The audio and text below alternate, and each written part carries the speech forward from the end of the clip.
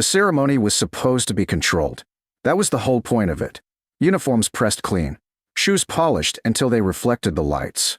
Every movement rehearsed, every word planned. This wasn't a place for unpredictability. And yet unpredictability was exactly what walked in. When Muhammad Ali entered the hall, the temperature changed. Not figuratively, literally. Bodies straightened. Conversations paused. Heads turned just a fraction too fast. Ali wasn't dressed for combat. He wore a dark suit, tailored but loose enough to move in. His hands were relaxed.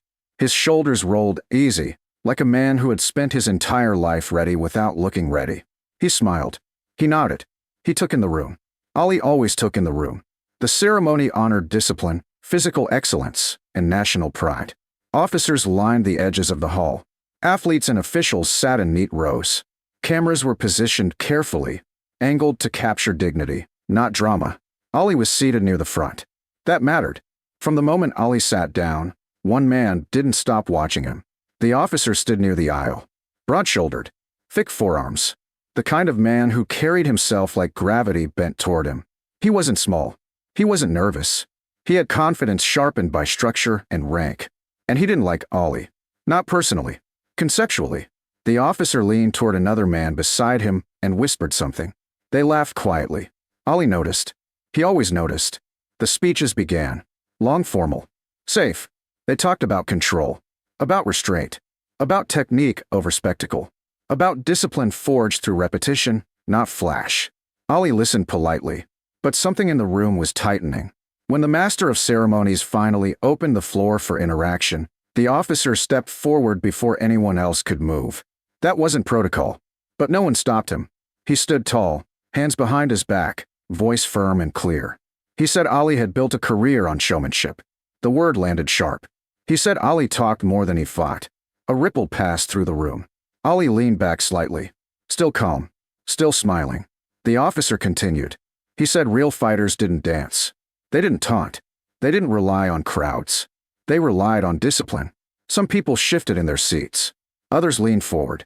This was no longer a ceremony. The officer looked directly at Ali now. And then he said it. He said, "Why don't you fight a real boxer?" The silence that followed was violent. Not loud. Heavy. Ali didn't respond immediately. He studied the officer the way a fighter studies an opponent. Not with anger, but with interest. Ali stood. Slowly. Unrushed. That movement alone electrified the room. Ali smiled and said he'd fought plenty of real boxers. World champions. Men bigger than the officer. Men faster. Men meaner. The officer smirked. He said that wasn't what he meant. He said Ali had rules protecting him. Rounds. Refs. Ropes. He said real fighting didn't have applause. Ali tilted his head slightly.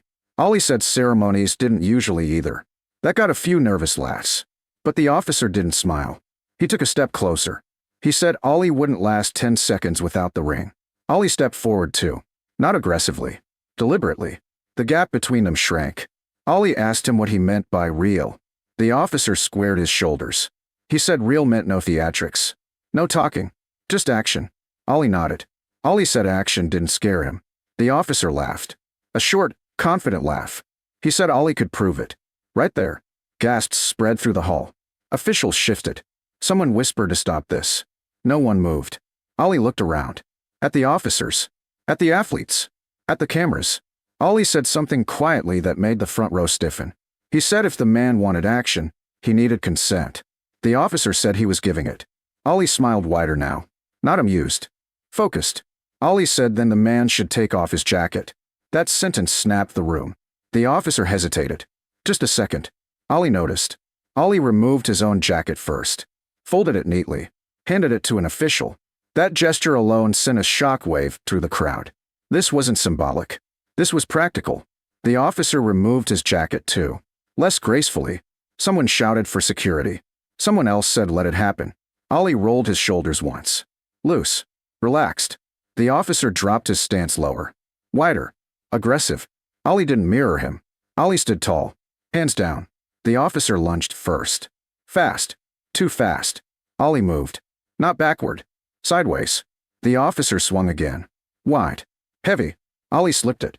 Effortless. The room erupted in noise. Shouts. Gasps. Ollie stepped inside the officer's reach, tapped him lightly on the shoulder. Not a strike, a reminder. The officer turned, angry now. He charged again. Ollie pivoted. Let the momentum pass. Ollie clipped the officer's leg with a precise sweep. The officer stumbled. Didn't fall. Barely. That was when the room understood. This wasn't about discipline. This was about control under chaos. The officer threw a wild punch. Ollie ducked. Stepped in. Ollie snapped a short, controlled body shot. Not full power.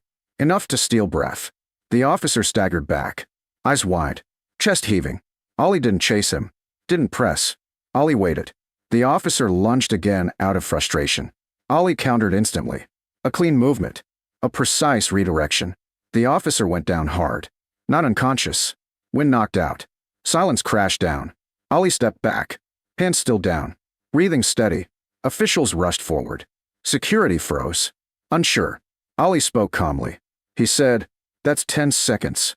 No one clapped. No one laughed. The officer lay on the floor, staring up, shocked. Not hurt. Humbled. Ollie offered a hand. The officer didn't take it immediately. Then he did. Ollie pulled him up easily. Ollie looked at him and said something quietly. Something only the officer heard. The officer nodded. Once. Ollie put his jacket back on. Smooth it. He turned toward the audience. Ollie said something final before sitting down. He said, "Real fighting isn't chaos." He said, "It's control when chaos comes looking for you." The room stayed silent. But the story wasn't finished. Because what happened after, how the officer explained it, how the ceremony ended, and how that moment spread, would turn this confrontation into something far bigger than a challenge. The silence after the officer hit the floor was different from any silence the room had known before. This wasn't ceremonial quiet. This wasn't respectful attention. This was the sound of certainty crashing into reality. The officer sat up slowly, blinking, one hand pressed against the floor, the other still gripping Ollie's forearm where he had accepted the help up. His chest rose and fell hard. His face had lost its color, not from injury, but from the shock of how quickly control had left him. People don't expect that feeling, especially not men who have lived their lives believing they understand force. Ollie released the officer's hand and stepped back immediately. No looming, no dominance, no victory stance, just space. That mattered. It mattered more than the sweep, more than the body shot, more than the way the officer had gone down, because it reframed everything that had just happened. Security finally moved, not rushing Ollie, not surrounding him. They surrounded the moment, unsure what protocol even applied anymore. An official leaned down to check the officer. He waved them off, embarrassed more than hurt. The master of ceremonies stood frozen at the podium, cue cards trembling slightly in his hand. This ceremony had lost its script. Ollie waited, hands loose at his sides, breathing calm, watching the room the way he always did, reading the energy, not the faces. Someone in the back started to clap. One single clap. It died immediately. This wasn't applause territory. Everyone knew that. The officer stood fully now. He tested his legs. They held. That hurt more than falling. He straightened his uniform without looking at Ollie. Then he did something no one expected. He turned back to face him. The officer spoke. His voice wasn't loud. It wasn't defensive. It was stripped down. He said Ollie was right. A collective inhale moved through the hall. He said he'd mistaken noise for weakness. He said he'd mistaken discipline for rigidity. And he said he'd mistaken control for superiority. Ollie nodded once. Not accepting praise. Acknowledging understanding. The officer continued. He said the fastest lesson he'd ever learned had taken less than 10 seconds. That line would travel. The master of ceremonies cleared his throat, visibly shaken. He tried to salvage the program. Thanked Ollie. Thanked the officer. Announced a short recess. No one moved. Ollie turned slightly toward the audience instead. He hadn't planned to speak again. But the room wasn't done listening. Ollie said something calm, direct, and dangerous in its clarity. He said fighting wasn't about proving toughness. He said toughness is cheap. Anyone can swing. Anyone can charge. Ollie said control is rare. He said when chaos shows up uninvited, you learn who you really are. The officer lowered his eyes. Not in shame. In reflection. Ollie continued. He said discipline without adaptability becomes fragile. And adaptability without discipline becomes reckless. Ollie said the goal wasn't to dominate a room. The goal was to leave it standing. No one interrupted. Ali stepped back, sat down. The ceremony limped forward after that, but it was a formality now. Nothing else mattered. The real event had already happened. People left the hall differently than they'd entered it. Quieter, more alert, some shaken, some inspired. All changed. Outside the hall, clusters formed. Whispers spread, not exaggerated, not dramatized, because no one needed to embellish what they'd seen. Ali didn't even try to hurt him. He stopped him. He ended it. The officer didn't leave immediately. He stayed behind after most people cleared out. Ali noticed. They spoke privately. No audience. No witnesses. The officer apologized. Not theatrically. Specifically. He apologized for disrespect, not for losing. That mattered to Ali. Ali told him something few people ever heard him say. He said real fighters aren't defined by what they can do when they're ready. They're defined by what they choose not to do when they're provoked. The officer nodded slowly. He asked Ali how he'd known what to do. Ali smiled. Ali said he didn't decide in that moment. He decided years ago. That was the truth. The story spread anyway. Not in tabloids. Not in headlines. Through word of mouth. Through locker rooms. Through officer mess halls and gym floors. It was retold with variations. But every version kept the same core facts. The challenge was public. The response was immediate. The control was absolute. People stopped framing Ali as a performer after that. Not entirely, but enough. Because they'd seen him stripped of ring, crowd, ropes, and rules. And he'd still been Ali. Months later, the officer was asked about the incident during a training seminar. He didn't dodge it. He told it straight. He said Ali taught him more in 10 seconds than some instructors had in years. He said discipline isn't stiffness. It's readiness with restraint. That line ended up on a whiteboard, then a wall, then a training manual. Ali never followed up, never capitalized, never mentioned it publicly. But once, when asked about challenges, he said something that those who knew the story recognized instantly. He said, "A man doesn't need to shout when he knows where his balance is." Years later, someone would ask why Ali didn't humiliate the officer, why he didn't finish it harder. Ali answered simply. He said humiliation teaches anger. Clarity teaches growth. The officer went on to become a respected instructor. Not because he won, because he learned. And Ali went on being Ali. Talking, thinking, moving through rooms with that same loose posture that had a lifetime of decisions.